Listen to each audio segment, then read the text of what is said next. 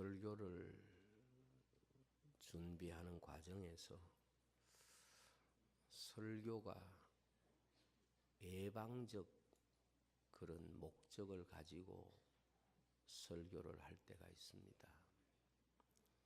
어떤 문제가 발생해서가 아니라 이런 것으로부터 성도들과 교회 공동체를 지키기 위해서 이 말씀을 현실에서 문제가 된 것은 아니지만은 그래도 이 말씀을 들음으로 이런 문제로부터 자신을 지킬 수 있도록 교회와 성도들에게 하나님이 주시는 깨우침을 얻기 위해서 하는 설교를 저는 개인적으로 예방적 설교라 이렇게 생각을 합니다. 또 설교를 하다 보면 치유적 설교를 하게 되는 경우가 있습니다. 문제가 진행이 되고 이 문제를 치유하지 않으면 공동체가 건강하지 못하고 또 이 문제를 치유하지 않으면 성도들이 개인적인 삶에 상당히 힘겨워지고 어려워지고 또 올무나 여러 가지 영적인 그런 손실들이 발생하겠다고 생각할 때에 그때 하는 설교를 치유적 설교라 이렇게 이름을 붙일 수가 있겠습니다. 일반적으로 한 해를 시작하면서 성도들에게 전하는 메시지는 예방적 성격을 많이 가지고 있습니다. 아직까지 한 해를 시작하면서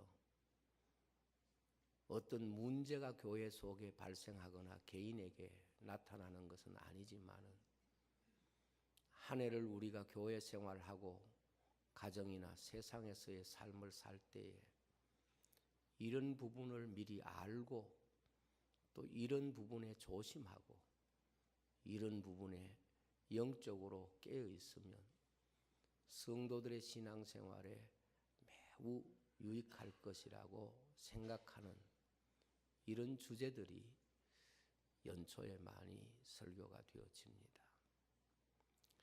연말이 되면 한 해 동안 교회가 갖고 있는 여러 가지 결과들을 가지고 정리하고 치유하고 회복해야 되는 이런 주제들이 발생하기 때문에 아무래도 치유적인 설교를 하게 되는 경우가 많습니다.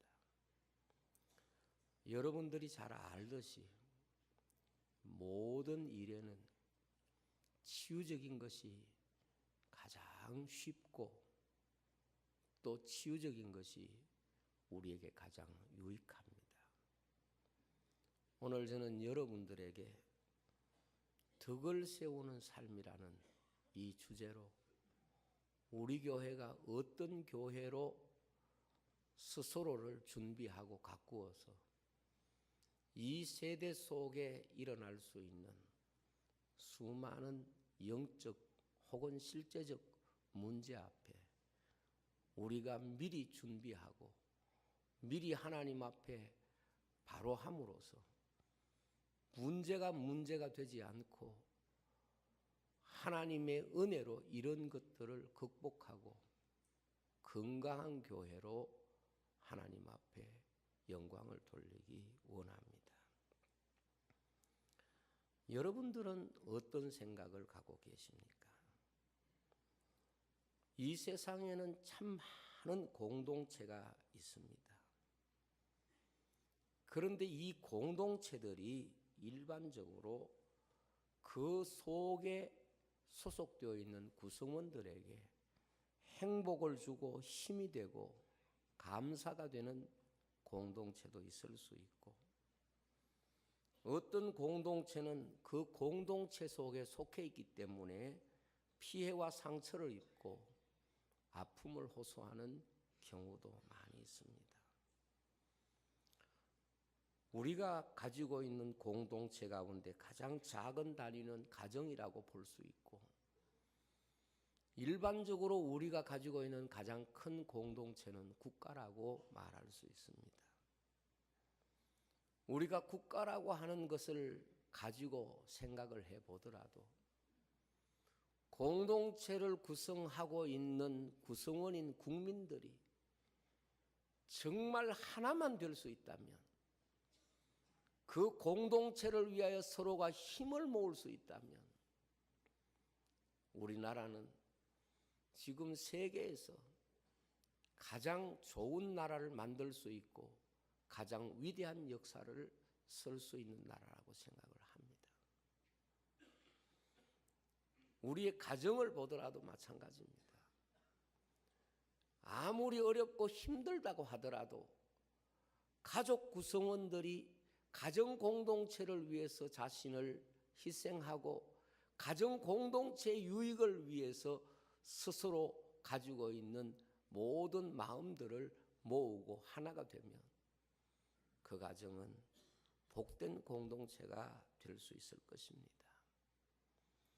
많은 경우에 큰 공동체가 되기 위해서 노력하고 더 좋은 환경을 가지고 있는 공동체가 되기 위해서 노력하지만 실제로 더 좋은 공동체는 더 커야 되거나 더 좋은 조건과 환경이 필요한 것이 아니라 그 공동체를 구성하고 있는 구성원들이 진정으로 서로에게 감사가 되고 기쁨이 되고 서로에게 힘이 될 수 있다면 그 공동체가 가장 복된 공동체가 되고 행복한 공동체가 될 것입니다.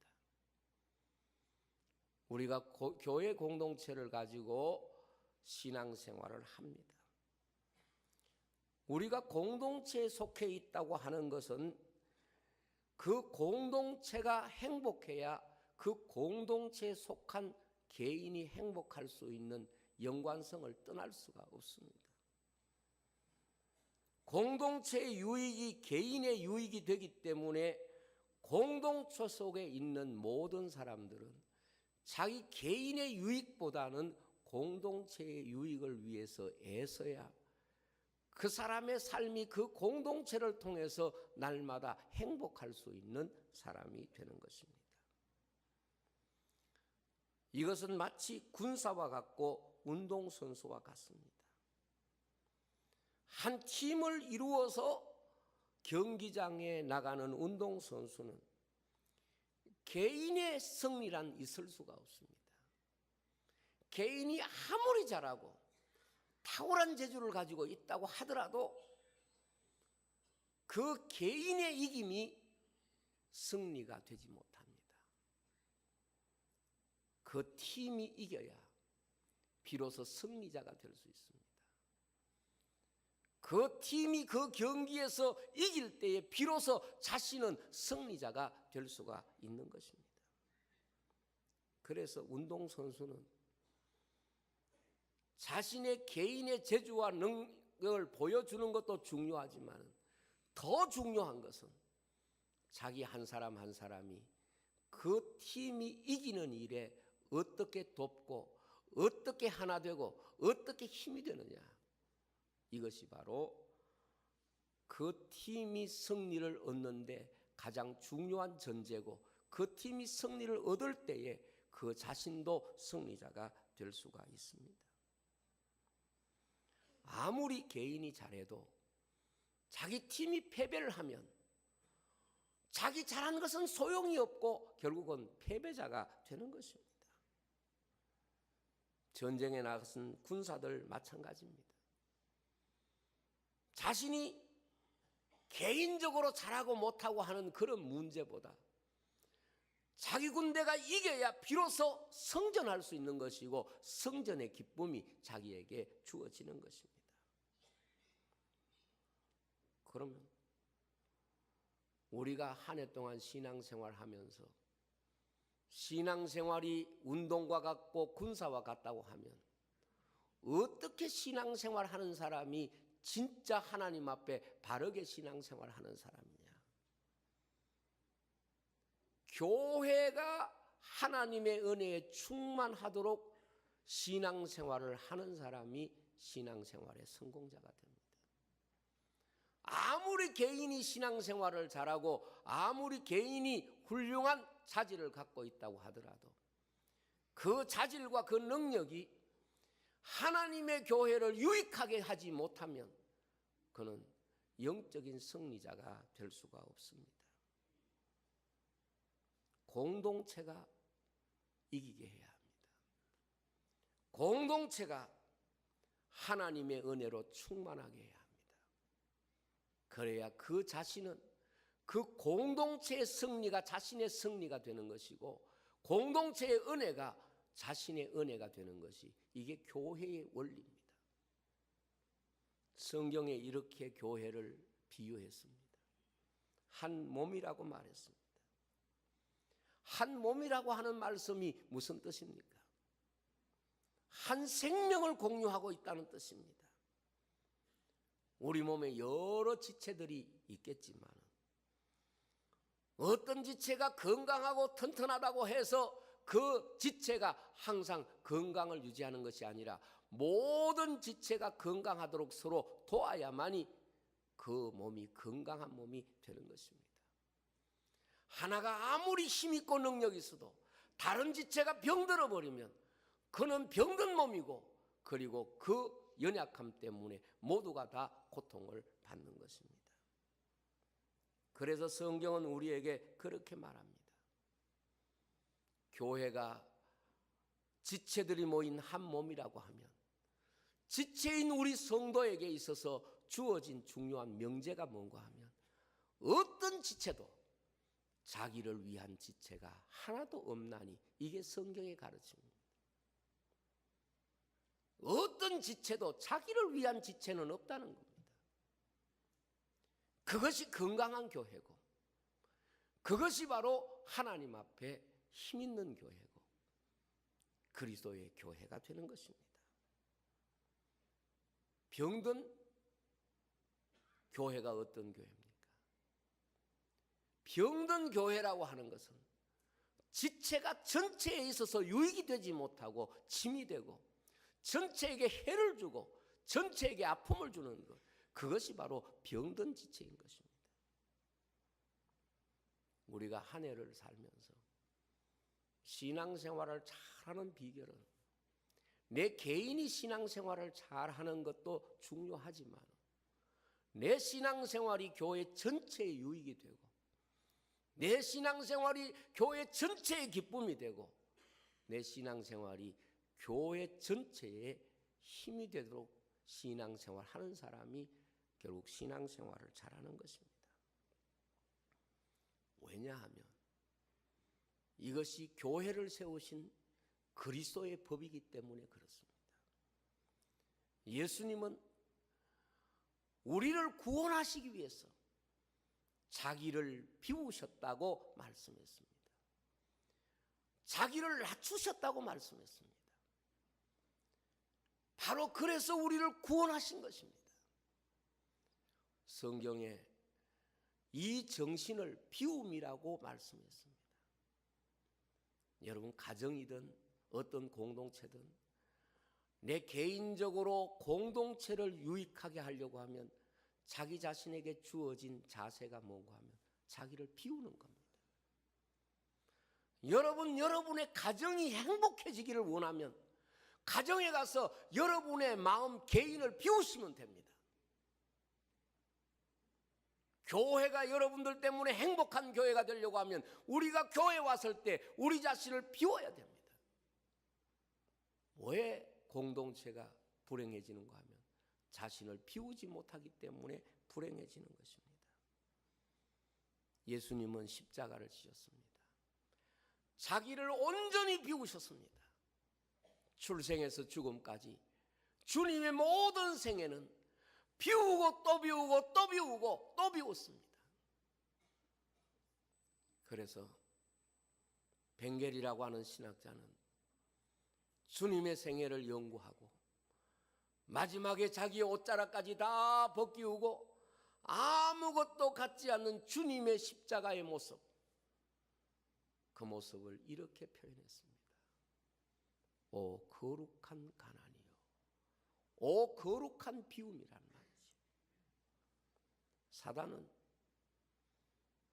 자기 개인을, 내 욕심을 비우지 못합니다. 그래서 하나님 나라에서 쫓겨난 겁니다. 다르게 말하면 자기를 비우지 않는 인생, 자기를 비우지 않는 존재는 결코 하나님 나라에 들어갈 수가 없습니다. 주님이 자신을 비우실 때 하나님이 그 비움의 자리를 채우신 것입니다. 이게 복음의 원리입니다. 우리가 교회 공동체를 위해서 나를 비우면 하나님의 것으로 비운 그 자리에 채워주십니다. 가정이든 어디든 우리가 비울 수 있다면 비우면 하나님이 채워주시는 것을 경험하게 될 것입니다. 우리가 성경에 보면 한 개인이 자신을 비우지 못하고 자기의 욕망대로 살면 공동체를 얼마나 해치는가를 우리에게 보여주는 많은 말씀이 있습니다. 그 가운데 하나가 아간의 이야기입니다. 아간은 여리고성 함락할 때에 여리고성 함락하는 선발대로 들어가서 금덩어리, 은덩어리 그리고 신할산 외투를 감추었습니다. 뭐 이스라엘 백성에게 해준 것도 아니에요. 이스라엘 백성들에게 손해준 것도 아니에요. 여리고 성에서 전쟁에 승리하고 거기에 널브러져 있는 것을 하나 가졌다고 해서 이스라엘 백성에게 무슨 그렇게 큰 피해가 되겠습니까? 그런데 하나님께서는 이 아간을 제거합니다. 왜? 그 뒤에 보면은 이스라엘이 아이성에서 패배합니다. 이스라엘이 아이성에서 패배하고 난 뒤에 하나님 앞에 물어봅니다. 하나님, 왜 우리가 이 큰 성도 이겼는데 적은 성을 이기지 못했습니까? 물을 때 아간 때문이라는 겁니다. 공동체 속에서 한 사람이 자기를 비우지 못하고 한 사람이 자기 욕망대로 살면 그 사람 한 사람이 한 것은 공동체 속에 미미한 일이지만은 실제로는 그 공동체 전체에 죄를 짓는 것이고 해를 주는 것이다. 아간을 통하여 하나님은 철저히 가르쳐 주신 겁니다. 아간을 제거했습니다. 아골골짜기에 버리게 했습니다. 아골골짜기가 무엇입니까? 아골골짜기는 하나님의 버림의 장소입니다. 심판의 장소입니다. 오늘 하나님이 버리신 인간의 특징이 뭔지 아십니까? 없이 사는 겁니까? 실패한 겁니까? 아닙니다.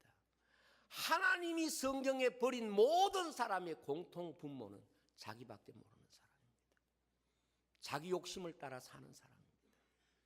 이 사람이 성령을 거스리는 사람이고 이 사람이 바로 아간 같은 사람이고 이 사람이 가룟 유다 같은 사람입니다. 성경의 믿음의 사람들을 보면 자기 개인을 공동체를 위하여 희생합니다. 모세가 시내산에 올라가 있을 때 이스라엘 백성이 금송아지 만들어 놓고 부패했습니다. 하나님이 모세에게 말합니다. 모세야, 내려가거라. 이 백성이 부패했다. 그리고 이 백성을 광야에서 내가 다 버리겠다. 그렇게 모세에게 말할 때 모세가 하나님을 향하여 이렇게 말합니다. 하나님, 이 백성 용서해 주십시오. 하나님의 백성 아닙니까? 이 백성 살려주세요. 그리고 다시 시내산에 내려갔다가 올라왔을 때에 하나님이 이 백성에 대하여 말할 때에 모세가 이렇게 또 기도합니다. 하나님, 차라리 나를 버리십시오. 내 이름을 하나님의 생명책에서 지워버리시고 이 백성을 용서해 주면 안 될까요? 근데 성경에 이렇게 말씀합니다. 모세의 기도를 들으시고 하나님이 뜻을 돌이켰다. 그렇게 말씀하고 있습니다. 여러분, 우리는 교회 공동체로서 이런 것들을 날마다 영적으로 훈련하지 않으면 이 교회 생활에서 내가 교회 공동체를 통하여 누릴 수 있는 유익과 은혜를 얻지 못합니다. 가룟 유다를 보시면 3년 동안 예수님 따라다녔던 제자입니다. 얼마나 놀라운 이적들을 얼마나 놀라운 역사들을 눈으로 보았겠습니까? 그러나 개인의 욕심이 공동체보다 커버리면 그는 공동체를 해하는 사람이고, 공동체를 해하는 것은 주님을 해하는 일이 된다는 것을 우리에게 보여주는 것입니다. 여러분, 일반적으로 선한 사람과 악한 사람의 차이가 뭔지 아십니까? 일반적으로 선한 사람은요, 함께 행복해지지 않으면 행복을 느끼지 못하는 사람이 일반적으로 선한 사람입니다. 일반적으로 악한 사람은 어떤 사람인가 하면 함께 행복해지는 것하고 상관없이 내 하나만 행복하면 행복하다고 생각하는 것이 일반적으로 악한 사람입니다. 어머니가 가정에서 온 가족이 다 행복할 때 자기 마음의 행복을 느끼잖아요. 다른 가족들은 힘들어 있는데 내 혼자 맛있다, 이런 어머니가 어디 있습니까? 이건 어머니가 아니에요. 일반적으로 착한 사람은 다른 사람과 관계에서 공동체가 행복해야 내가 그 행복을 느낄 줄 아는 것이, 이게 선한 사람의 공통적인 특징입니다. 악한 사람은 공동체 행복과 상관없이 내 하나만 행복하면 된다, 이렇게 생각하는 겁니다. 마귀가 자기 하나만 행복하면 된다, 이래서 얼마나 많은 존재들을 불행하게 하고 또 불행하게 하고 얼마나 많은 공동체들을 해롭게 합니까? 성경을 보면 다윗이 타락할 때가 언제냐? 공동체는 나가서 열심히 전쟁하고 있는데 개인적으로 바세바를 취하고 내 하나만 행복하면 된다, 이게 타락의 모습입니다. 그러나 다윗이 정말 하나님의 은혜를 입을 때는 무엇입니까? 그 공동체를 위하여 자기 목숨을 내놓는 거예요. 그래서 그 공동체 속에 자기를 위하여 희생한 사람을 위하여 자기가 그들이 길러온 물을 먹지 않고 하나님 앞에 드리면서 나는 이 물을 마시지 못하겠다, 이것은 이들의 피다, 이렇게 하나님 앞에 드린 것입니다. 무엇입니까? 자기는 지금 목이 말라 갈증해, 그래서 물을 먹고 싶어서 베들레헴 우물가에 물을 먹고 싶다, 이렇게 말할 때 새 용사가 가서 그 물을 길러왔을 때 그렇게 갈증에 시달렸던 그 다윗이 그 물을 먹지 않고 이것은 용사들의 피다. 적어도 사람이 한 인생이 하나님의 은혜와 축복을 받을 때는요, 공동체가 내보다 크게 느껴지는 거예요. 그러나 타락하게 되고 사단에게 사로잡히면 하나님보다 내 개인이 크고 공동체보다 내 개인이 큰 이런 공동체를 이루게 되는 것입니다. 예수님은 자신을 비워서 우리에게 하나님의 나라를 주셨습니다. 그러므로 이 교회는 바로 그러한 곳입니다.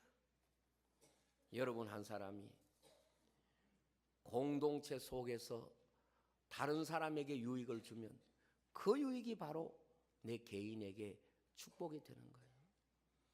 내가 아무리 부하고 성공했다고 해도 내 부가 다른 사람에게 축복이 되지 못하면 그것은 물 한 방울도 될 수가 없는 것입니다. 우리가 한 해를 살아가면서 이 공동체의 유익을 위해서 내가 어떻게 살고 있는가, 이것이 내 개인의 입장보다 언제나 우선되어야 하는 것입니다. 가정이든 직장이든 항상 그렇게 생각해 보세요. 내 개인의 이익보다 공동체의 유익을 먼저 생각하는 것이 하나님이 주신 은혜가 있습니다. 두 사람이 있을 때는 내 개인의 이익보다 두 사람의 유익을 생각하고, 세 사람이 있을 때는 내 개인의 이익보다 세 사람이 함께 생각할 수 있는 유익을 생각할 때 하나님이 주시는 은혜가 그곳에 있는 것입니다. 교회는 영적인 공동체입니다. 이것을 항상 기억하십시오. 세상의 모든 공동체는 다 육신을 위한 공동체고 세상을 위한 공동체지만 교회만은 오로지 영적인 공동체인 것을 기억해야 합니다. 그러기 위해서 우리가 교회에 나와서 신앙생활할 때에 개인적인 육신의 생각과 욕심을 비워야 합니다. 그래야 하나님이 그 속에 신령한 은혜를 채워주시는 겁니다. 사람이 육신의 욕심을 가지고 있으면 그는 하나님의 은혜를 경험할 수가 없습니다. 왜냐하면 육신의 욕심은 성령의 은혜를 거스리고 대적하기 때문이라고 성경에 말씀하고 있습니다. 여러분, 한 해를 시작하면서 교회 오셨거든 영적인 일에 집중하십시오. 육신적인 생각을 내려놓으십시오. 하나님의 은혜를 받는 일에 집중하십시오. 신령한 일에 관심 가지십시오. 예수님이 세상에 계실 때에 별로 화를 내시거나 어떤 폭력적인 모습을 보여주신 적이 전혀 없습니다.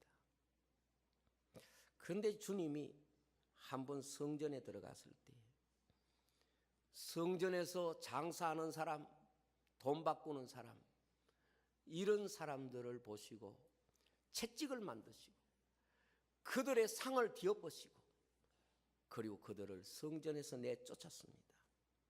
그러면서 하는 말,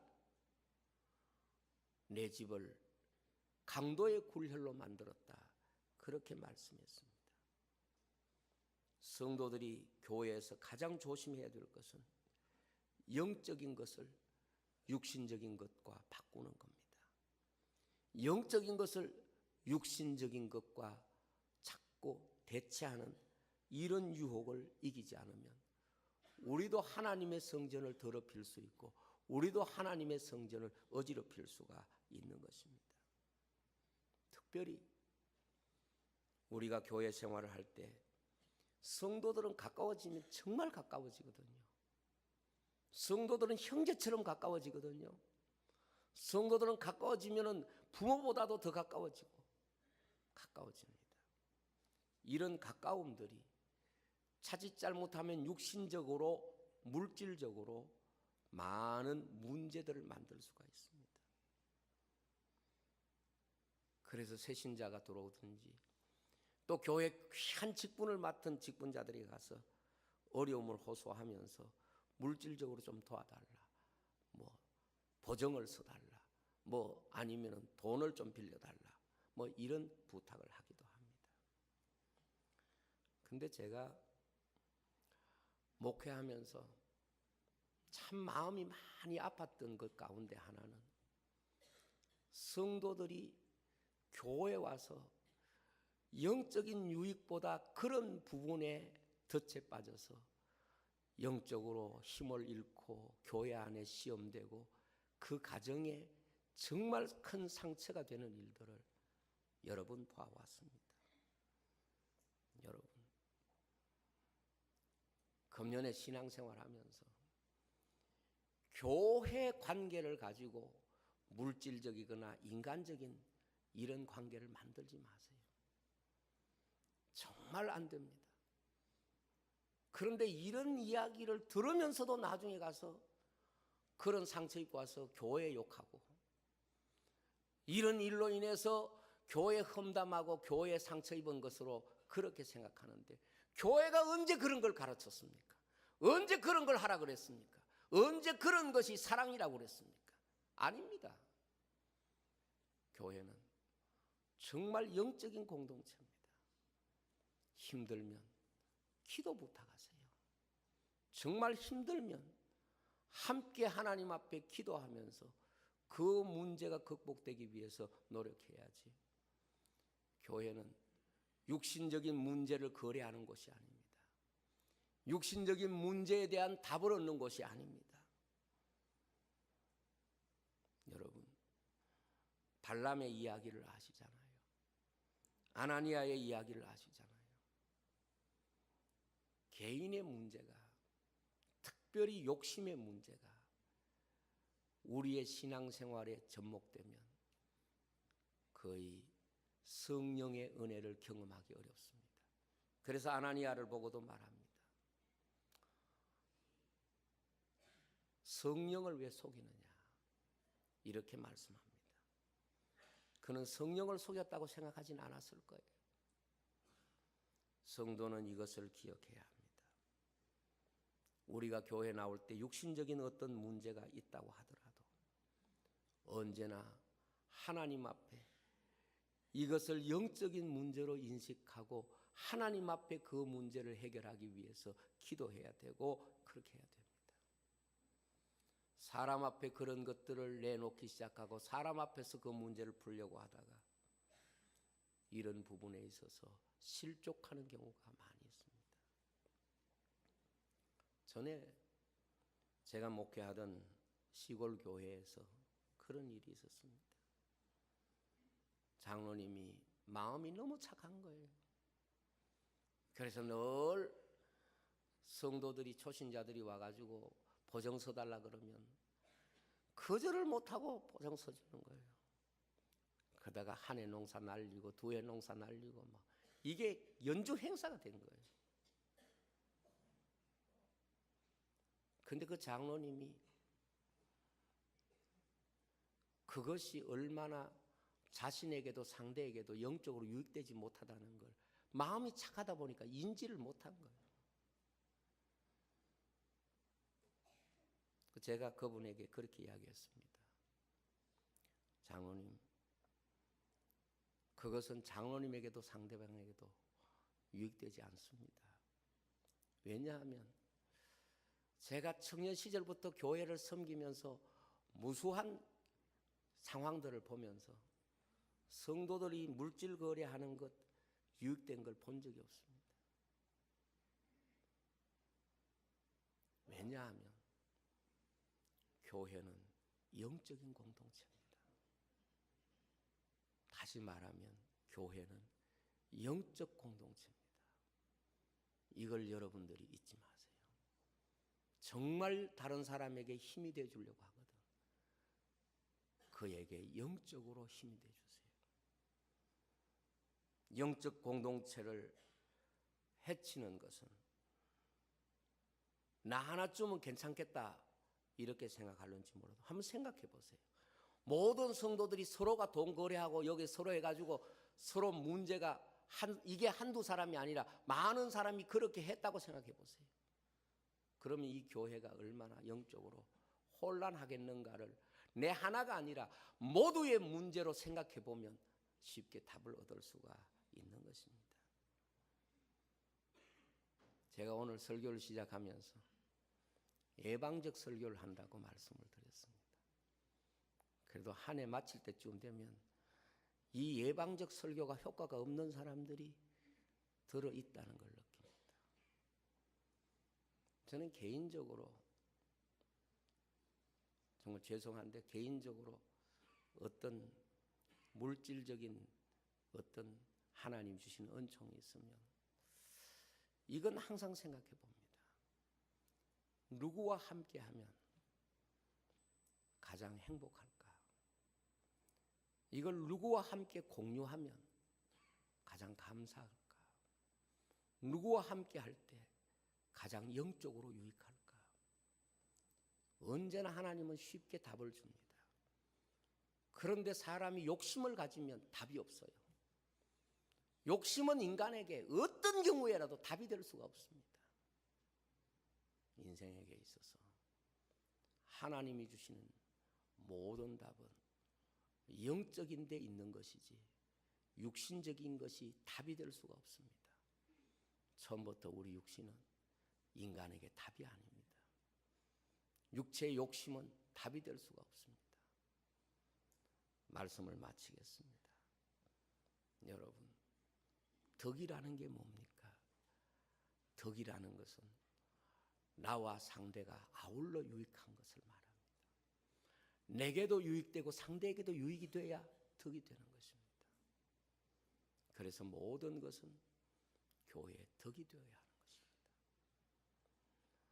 저는 우리 교회가 규모가 커지고 성도들이 많아지면서 성도들 사이사이 속에서 신앙적이지 못하고 틈타기 쉬운 여러 가지 육신적인 문제들이 교회 공동체 안에 쉽게 들어올 수 있다는 생각을 할 때가 있습니다. 여러분, 신앙생활을 잘 하려고 하거든 교회를 영적인 공동체로 늘 인식하시기 바랍니다. 그리고 교회에 오셨으면 은혜 받고 하나님 앞에 최선을 다하는 일에 여러분들이 금년에 여러분들의 신앙생활에 중요한, 여러분들의 신앙생활에 정말 중요한 그런 자질로 키워갈 수 있기를 주의 이름으로 축복을 드립니다. 기도하겠습니다.